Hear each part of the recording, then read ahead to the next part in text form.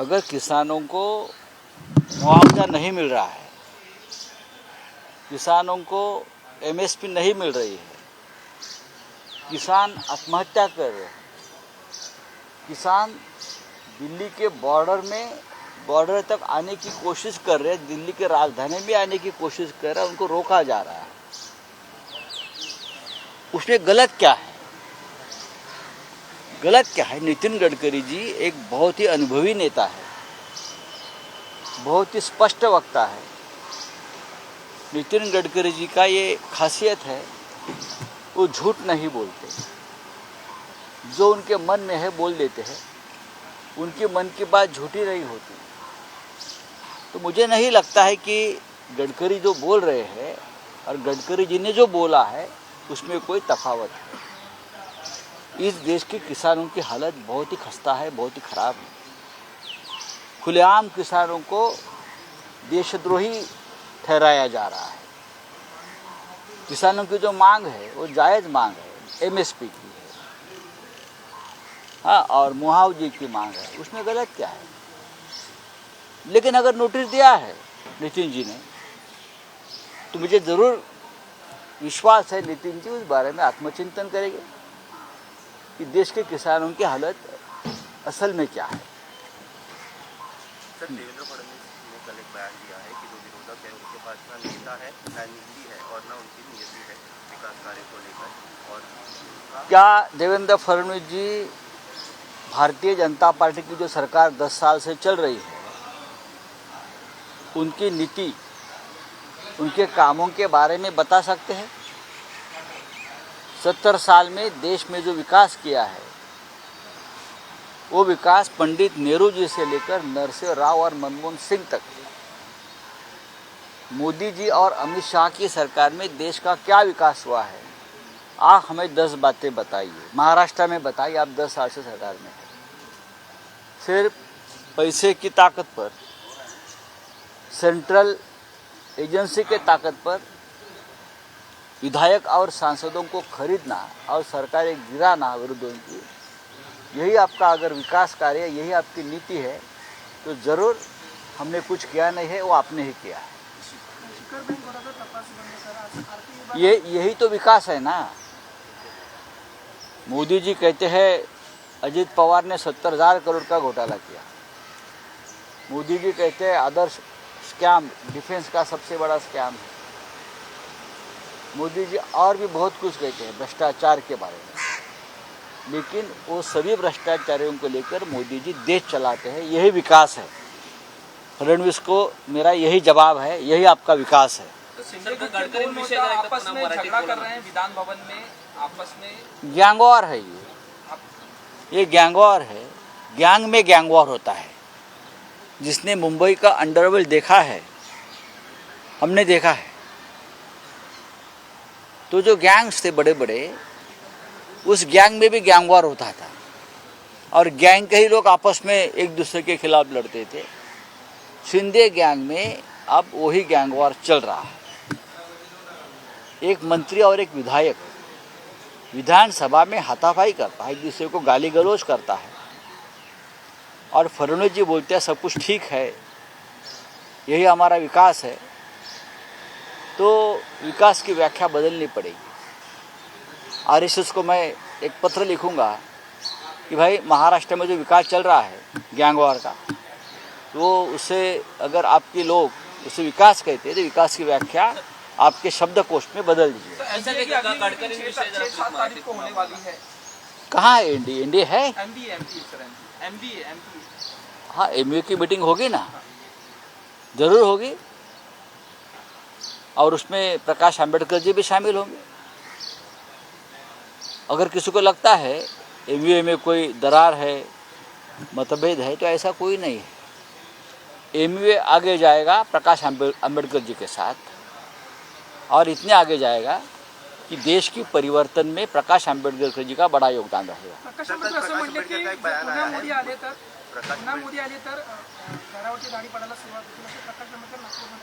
बघा, प्रकाश आंबेडकर हे डॉक्टर आंबेडकरांचे नातू आहे। ते लोकशाही आणि संविधानाचे रखवालदार आहेत, चौकीदार आहेत, प्रमुख चौकीदार आहेत सध्या। प्रकाश आंबेडकर यांनी जे विधान केलं आहे ते सत्य आहे. पुन्हा जर दुर्दैवाने या देशाच्या मोदी शहांचं राज्य आलं तर सामान्य माणसाच्या घरांवरही धाडी पडते. कष्टकरी सामान्य माणूस जो पगारी जो नोकरी करतो, कष्ट करतो आणि घरी पगार घेऊन येतो, त्याला ईडीवाले पकडून घेऊन जातील. कष्टकऱ्यांना काही किंमत राहणार नाही, शेतकऱ्यांना काही किंमत राहणार नाही. त्याच्यामुळे प्रकाशजी जे बोलत आहेत ते बरोबर बोलत आहेत. आम्ही त्यांच्याशी सहमत आहोत. सर, परदेशी गुंतवणुकीमध्ये महाराष्ट्र नंबर 1 आहे असं राज्य सरकारचं मत आहे. राज्य सरकार खोटं बोलत आहे. सर, मुंबई की इकोनॉमिक ऑफेंस विंग ने 25,000 करोड़ का जो घोटाला था एनएसएटी बैंक्स का, जिसमें अजीत पवार जी का भी नाम लिखा आया था, उसने अभी क्लोजर रिपोर्ट फाइल कर दी है. किस तरीके से क्या देखेंगे किस तरीके से? कारण नरेंद्र मोदी को उसके ऊपर जवाब देने दो. 70,000 करोड़ का सिंचन घोटाला, शिखर बैंक घोटाला, उस बारे में सबसे राष्ट्रीय स्तर पर जर आवाज़ उठाया था वो नरेंद्र मोदी जी ने उठाया था. और दूसरे दिन वही घोटालेबाज अजीत पवार को अपने पार्टी में लेकर डिप्टी सीएम बनाया. उसका मतलब ये है कि आपकी सरकार जो आपके विरोधी है उनके ऊपर झूठे अपराध, झूठे मुकदमे दायर करके उनके ऊपर दबाव डालता है. अजीत पवार उसका उदाहरण है. कल आपको अशोक चव्हाण को भी क्लीन चिट मिलेगा आदर्श घोटाले में. आदर्श घोटाला हुआ ही नहीं, ये मोदी डिक्लेयर कर देंगे. जो वाइट पेपर में आया है ना, हो जाएगा. यही तो विकास है, यही तो भ्रष्टाचार के खिलाफ लड़ने का उनका तरीका है कि भ्रष्टाचारियों को ही अपने पार्टी में लेकर भ्रष्टाचार खत्म कर दो. सर, अजित पवार शिखर बैंक प्रकरणी जो सर घोटाळ्याचा आरोप करण्यात पर्यायवाची शब्द मोदी है, ऐसा देवेंद्र फडणवीस का कहना है. जी हाँ, ये अजीत पवार, हेमंत बिश्व शर्मा, अशोक चव्हाण, एकनाथ शिंदे, हसन मुशरीफ, हाँ, भावना गवड़ी, ये सब भ्रष्टाचारी जो लोग हैं उनके खिलाफ मोदी जी ने जंग छेड़ा था भ्रष्टाचार के खिलाफ. तो विश्वास तो है, यही विश्वास है ना. और सबको अपने पार्टी में लेकर वॉशिंग मशीन में डालकर मंत्री बना दिया. ये विश्वास मोदी जी, पर्यायवाचक शब्द विश्वास. तर अजित पवारांवरती जो 25,000 कोटीचा शिखर बँकेचा जो घोटाळ्याचं प्रकरण आहे त्यात ईओडब्ल्यूने तो क्लोजर रिपोर्ट सादर केला आहे. 2022ला ईओडब्ल्यूने तो 2020ला तिचा क्लोजर रिपोर्ट सादर केला होता आणि त्यानंतर आता पुन्हा बघा, याच्यावरती खरं म्हणजे हा प्रश्न देवेंद्र फडणवीस यांना विचारायला पाहिजे. ते या राज्याचे गृहमंत्री आहेत.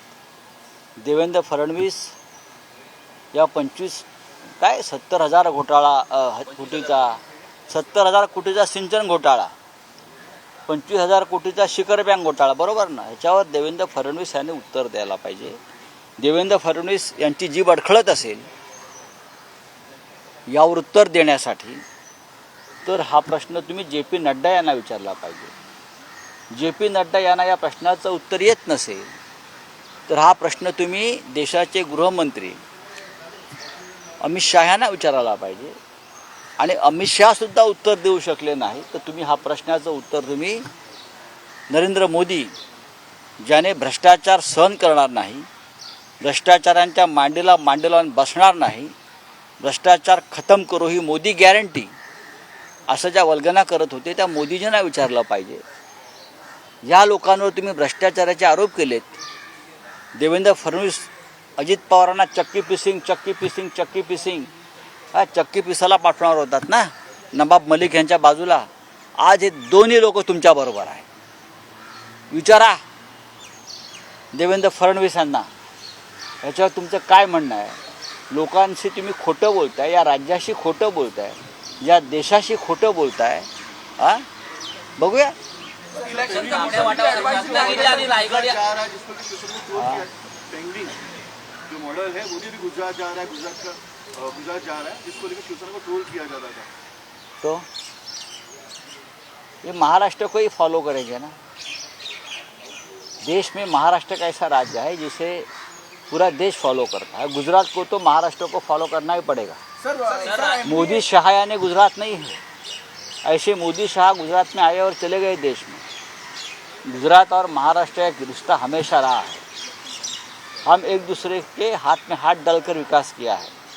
जब से मोदी शाह आए हैं तब से ये दरार पैदा करने की कोशिश हुई। सर रायगड आणि रत्नागिरी या जागेवर महायुतीमध्ये सध्या वाद सुरू मला माहीत नाही महायुती, आहे. त्यावरती रामदास कदम असे म्हणाले मला माहीत नाही कोण रामदास कदम, त्यांचं ते बघतील ना, आम्ही आमच्याविषयी बोलू। सर इलेक्शन कमीशन की एडवाइजरी आई है कि लोकसभा चुनाव से पहले धर्म है, कास्ट है या रिलीजियस प्लेस है उनको यूज नहीं कर सकते हैं। स्टार कैंपेनिंग और पार्टियों को कहा है इलेक्शन कमीशन ने एडवाइजरी। इलेक्शन कमीशन पे मेरा विश्वास नहीं है। जिस तरह से इलेक्शन कमीशन का काम चल रहा है वो इलेक्शन कमीशन नहीं है, वो मोदी शाह कमीशन बन गया है। हम सब लोग नियमों का पालन करेंगे और ये बीजेपी के 2-4 लोग नियमों की धज्जियाँ उड़ाएंगे। ये कर्नाटक के इलेक्शन में हुआ है, आपने देखा होगा। बजरंग बली का नारा किसने दिया था? बजरंग बली के नाम पर रोड किसने मांगे थे? अयोध्या, अब यूपी में राम के नाम पर रोड कौन मांगेंगे? पुलवामा के नाम पर रोड किसने मांगे थे? उस वक्त इलेक्शन कमीशन क्या आँख पर पट्टी बांधकर बैठे थे? अब बीजेपी हारने जा रही है,